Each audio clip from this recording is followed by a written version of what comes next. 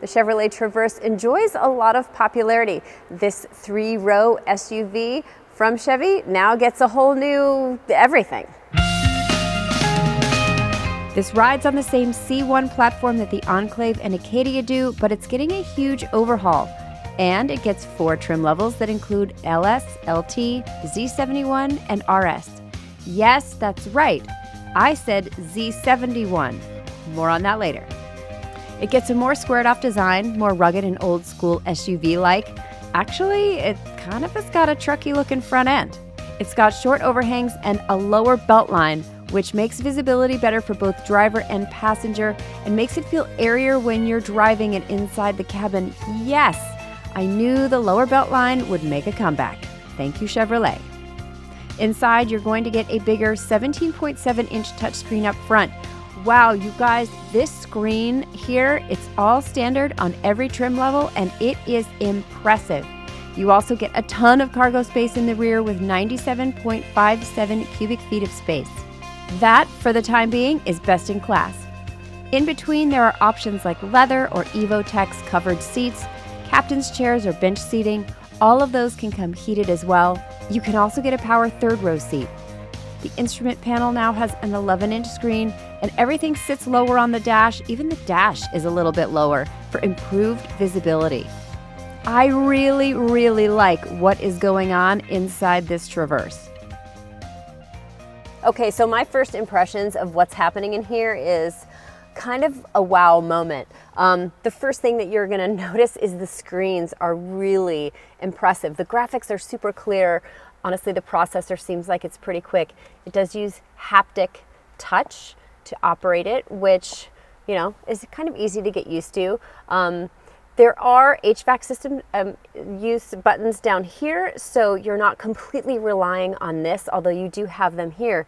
So your memory while you're driving will be able to sort of use this without having to deal with this. But you guys, this is standard on all of the Traverse models, and that's really impressive, especially for an entry level.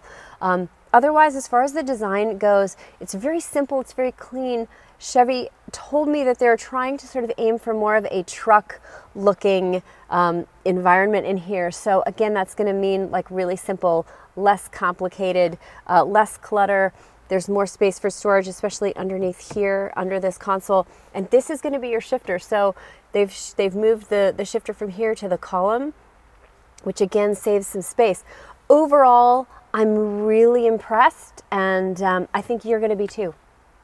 The Traverse gets a 2.5-liter turbocharged engine, and get this, it is a 4-cylinder, but don't be scared because 315 horsepower, 317 pound-foot of torque, that is more than the outgoing engine. So when it comes to power, you should not be disappointed. We'll see. All-wheel drive is an option here as well, and the Traverse can tow up to 5,000 pounds if you're so inclined and it's properly equipped. It also gets a wider track for improved off-road stability. So about that new Z71 trim, you know what that means, off-road stuff, and it gets it. You get recovery hooks, there is skid plate action here, you get all-terrain tires here. That's going to give you a little bit of an extra lift, as well as the off-road suspension.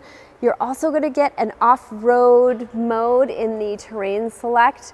You guys, it seems to me like all of these elements are going to make it more capable off-road. Listen, if it's carrying that badge, it better, right, Chevrolet? I can't wait to find out. The RS is the sporty spice of the group with 22-inch wheels, a sportier tuned suspension, and black gloss trim bits on the outside, just to name a few extras. But you cannot opt for more power. A Midnight and Sport Edition will be available on the LS and LT models too. The Traverse will get more standard safety features, including forward distance indicator, lane keeping assist, and front pedestrian braking. Additional standard features include blind zone steering assist, rear cross-traffic braking, speed limit recognition, and adaptive cruise control. That's a lot of pretty advanced features for no extra dough. Super Cruise will also be available, but that'll cost you more.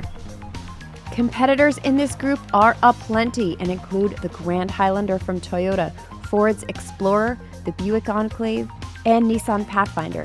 the Telluride and Palisade from Kia and Hyundai respectively, as well as Jeep's Grand Cherokee, the Atlas from VW, Subaru's Ascent, and yeah, sure, let's throw in the Mazda CX-90 too. Okay, now I officially need a nap.